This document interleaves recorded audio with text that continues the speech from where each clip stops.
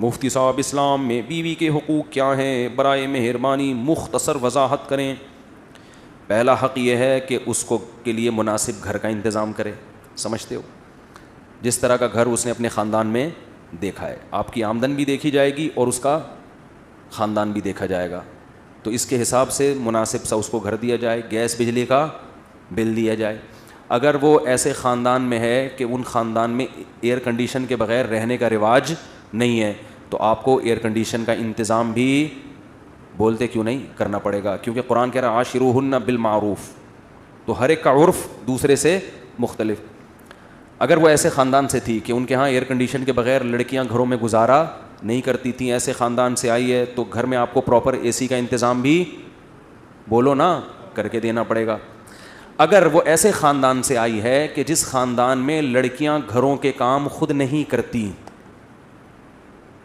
بلکہ نوکر رکھے ہوئے ہوتے ہیں، بعض بڑے مالدار لوگ ہوتے ہیں ان کے ہاں لڑکیوں کا کام سوائے میک اپ اور بیوٹی پارلر کے کچھ بھی نہیں ہوتا، وہاں سارے کام کس نے سنبھالے ہوئے ہوتے ہیں؟ خادموں نے، نوکروں نے، اتنے اونچے خاندان ہیں۔ تو پھر آپ کو اس کے لیے ملازم کا انتظام بھی، آپ اپنے حقوق اپنی، اب منہ سے آواز نہیں نکل رہی، شادیوں پہ بیان کرتا ہوں سارے نعرے لگا۔ میں پشاور میں تھا، ایک نے نعرہ لگایا مفتی طارق مسعود زندہ باد، دوسرے نے کہا 4 شادیاں زندہ باد۔ مجھے بڑی ہنسی آئی، میں نے کہا الحمدللہ ان کے دماغ میں 4 شادیاں گھول کے ہم نے پلا دی ہیں، بس یہی بہت بڑا مقصد حاصل ہو گیا، ان کو کھوپڑی میں بیٹھ گئی یہ بات۔ نعرے لگ رہے ہیں بھائی اب تو آپ لوگ نہ لگائیں برائے مہربانی بھائی، ویڈیو نہ بنائیں، ٹھیک ہے؟ اچھا خیر، تو کیا تھا؟ تو اگر وہ ایئر کنڈیشن میں رہنے کی عادت ہے اس کو، تو آپ کو اے سی کا انتظام کر کے دینا پڑے گا۔ اگر نہیں عادت ان کے گھر میں نہیں ہے تو پھر ضروری بھی نہیں، آپ پہ بھی لازم نہیں ہے۔ اگر ان کے گھر میں ملازم کام کیا کرتے تھے تو آپ کو ملازم کا انتظام کر کے دینا پڑے گا۔ اگر ان کے گھر میں رواج یہ تھا، اتنی اونچی فیملی ہے کہ بیویاں شوہروں کے لیے کھانا بولو نہیں پکاتی، بلکہ شوہر کے لیے بھی ملازم اور بیگم کے لیے بھی باہر سے، یہ سسٹم تھا، تو پھر آپ بھی اس سے کھانا بولتے کیوں نہیں پکوا۔ لیکن نارملی ایسا ہوتا نہیں ہے، نارملی درمیانے درجے کے جو خاندان ہوتے ہیں اس میں یہی ہوتا ہے کہ لڑکیاں گھروں کے کام کرتی ہیں، تو اس خاندان سے آئی ہے تو اس کو آپ کی خدمت بھی کرنی پڑے گی۔ سمجھتے ہو کہ نہیں سمجھتے؟ تو عاشروہن بالمعروف میں کیا دیکھا جائے گا؟ عرف کو، کہ اس لڑکی کے خاندان میں عرف کیا ہے۔ تو اسی وجہ سے کہتے ہیں کہ جب آپ شادی کرو تو تھوڑا سا اپنی حیثیت سے کم لوگوں میں کیا کرو، تاکہ آپ پر جو حقوق کا برڈن آئے وہ آپ آسانی سے ادا کر سکو۔ جب رشتہ لینے کے لیے جاتے ہیں تو دکان پکوڑوں کی ہوتی ہے، باتیں وہاں بیٹھ کے کروڑوں کی کر رہے ہوتے ہیں تاکہ ہائی پروفائل رشتہ ملے۔ یہ نہیں پتا ہوتا کہ اس کو افورڈ کرنا غریب آدمی کا کام نہیں ہے۔ تو جتنی چادر ہے نا اتنی چادر دیکھ کے پاؤں پھیلاؤ۔ سمجھتے ہو کہ نہیں سمجھتے؟ تو خلاصہ یہ کہ اس کو گھر پرووائڈ کرنا، گیس بجلی کا بل دینا، یہ کس کی ذمہ داری ہے؟ آپ کی۔ اگر آپ نے اس کو الگ کمرہ دیا پھر بھی ساس اور نند کی بے جا مداخلت ہے، ایک مداخلت بے جا نہیں ہوتی، جائز مداخلت ہوتی ہے، ایک ہے بے جا۔ بے جا کا کیا مطلب ہے؟ جب چاہیں دیور صاحب آ کے کمرہ کھول کے اندر جھانک لیتے ہیں، بیگم بھابھی کیا کر رہی ہے، اس کا اپنا کوئی سیپریٹ کوئی لاکر ہی نہیں ہے، اس کا کوئی اپنی چیزیں رکھنے کا انتظام ہی نہیں ہے۔ جب چاہیں ساس خام خامے، کبھی کبھار تو ہوتا ہے لیکن ہر وقت ہی اس کو کوئی اپنی پرائیویسی نہیں ہے، تو پھر مرد پر لازم ہے کہ اس کو اپنے والدین سے الگ گھر لے کر دے۔ سمجھتے ہو؟ بعض خاندانوں میں ایسا رواج ہے کہ دیور صاحب جب چاہے منہ اٹھا کے آ جاتے ہیں، وہ جس حالت میں بیٹھی ہوئی ہے اس کو شرم آتی ہے، سسر صاحب گھس آتے ہیں۔ بھائی بیٹی بھی جب جوان ہو جائے تو باپ ایسے داخل نہیں ہوتا بیٹی کے کمرے میں، تھوڑا سا نوک کرتا ہے، اس کو سمٹنے کا موقع دیتا ہے، گھسے چلے آ رہے ہیں، وہ کس حال میں بیٹھی ہوئی ہے، نہیں جی ہمارا گھر ہے۔ اس قسم کی انٹرفیئرنس اگر ہو رہی ہو تو یہ عورت پہ ظلم ہے۔ سمجھتے ہو؟ تو ایسی صورت میں اس لڑکی کے لیے آپ کو اپنے والدین اور رشتہ داروں سے الگ گھر لے کر دینا، بول لو نا، واجب ہے، کیونکہ اس پہ ظلم ہو رہا ہے ایک نوعیت۔ اور اگر اس طرح کا نہیں ہے حساب کتاب، نارمل جیسے سب گھر رہتے ہیں، تو پھر الگ کمرہ اور سیپریٹ اس کو جو اٹیچ باتھ روم جو ہمارے یہاں ہوتا ہے اتنا پھر کافی ہے۔ لیکن اگر ظلم ہو رہا ہے اس کے اوپر دیوروں کی طرف سے، اس سے کام اتنا نہ لیا جائے جو اس کی حیثیت سے زیادہ ہو۔ بعض خاندانوں میں دیکھا ہے کہ 5 دیور ہیں، سب کے کپڑے دھونا ایک اکلوتی بھابھی کے ذمے ہے، سب کا کھانا پکانا اس اکلوتی دیہاتوں میں, گاؤں دیہاتوں میں بہت ہوتا ہے یہ, تو یہ بھی ظلم ہے. سمجھتے ہو کہ نہیں سمجھتے ہو؟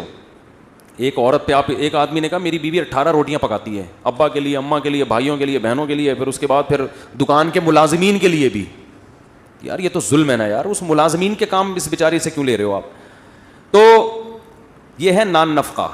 دوسری بات یہ کہ اس کو ٹارچر نہ کرے ذہنی ٹارچر کا مطلب یہ ہوتا ہے بات تمیز سے کرے. گھر میں جب داخل ہو تو حضرت عائشہ فرماتی ہیں ہمارے نبی مسکراتے چہرے کے ساتھ داخل ہوتے تھے.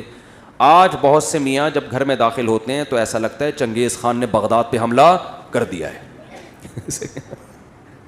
چنگیز خان نے کیا کر دیا ہے؟ بغداد پہ حملہ کر دیا, اور بغداد کی اینٹ سے اینٹ بجا دی, خلافت کا خاتمہ کر دیا اس نے. تو جب آپ گھر میں آئیں تو کیسے؟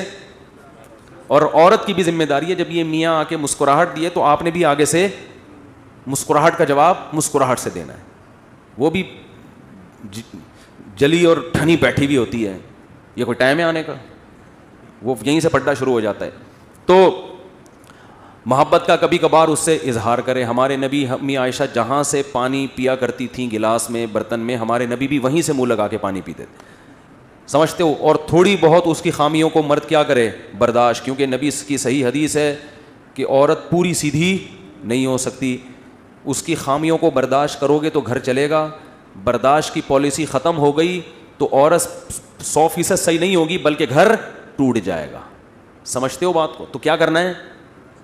ایک حد ہے, ایسا نہیں کہ وہ بیچ کے کھا گئی آپ کو, بینک میں رکھوا دیا کہ یہ قسطوں پہ گاڑی چاہیے, رہن کے طور پر میرا میاں رکھا ہوا ہے آپ نے. ٹھیک ہے نا؟ تو یہ پراپر, یعنی کبھی کبھار محبت کا اظہار کرے, اس سے تمیز سے بات کرے. گھر میں گدھوں کی طرح چیخے بولتے کیوں نہیں. ایک آخری بات میں اہم کر دوں, اگر اس میں کوئی عیب ہے تنزیہ لہجے میں اس کی اصلاح نہ کرے. یہ بہت بڑا فالٹ ہے آج کل مارکیٹ میں. مثال کے طور پر کھانا نہیں پکانا آتا تو اس کا طریقہ یہ ہے کہ تم نے کھانا بہت اچھا بنایا ہے, تھوڑا سا یوٹیوب پہ سرچ کرو اور اچھا بنا سکتی ہو. آئی بس. لیکن ہوتا کیا ہے, تمہارے ماں باپ نے کھانا پکانا نہیں سکھایا تمہیں, یہ کیا بنا کے لے آئی. اور سانسیں یہ کام ماشاءاللہ, سوائے ان سانسوں کے جو میرا بیان نہیں سن رہی, سوری, جو میرا بیان سن رہی ہیں, الٹا ہو گیا, جو سانسیں میرا بیان سن رہی ہیں ان کے علاوہ جتنی سانسیں ہیں, جب وہ بہو میں کوئی عیب بیان کرتی ہیں تو طنز کا عنصر اس میں زیادہ. مثال کے طور پر کھانا نہیں, کدو صحیح نہیں گلے, تو وہ یہ نہیں کہیں گی کہ بیٹا یہ بہت اچھا کھانا ہے, تھوڑا سا اگر ٹیمپریچر زیادہ کر لیتی یا تھوڑا ٹائم اور رکھتی تو یہ اور اچھا بن جاتا. یہ اسٹائل, وہ ساس کیسی جس کا اسٹائل یہ ہو, وہ پھر ساس نہیں ہے. اس کا اسٹائل یہ ہوتا ہے لگتا ہے تمہارے ماں باپ نے تمہیں کدو پکانا بھی نہیں, اب یہ بھی ہمیں ہی کرنا پڑے گا. وہ جل بھن کے نا اس کے دھواں نکلنا شروع ہو جاتا ہے بہو کے. یہاں سے اختلافات کا آغاز شروع. تو وہ بیچاری شریف شرفا ہوگی تو چپ رہے گی, اور اگر پڑھی لکھی ہے,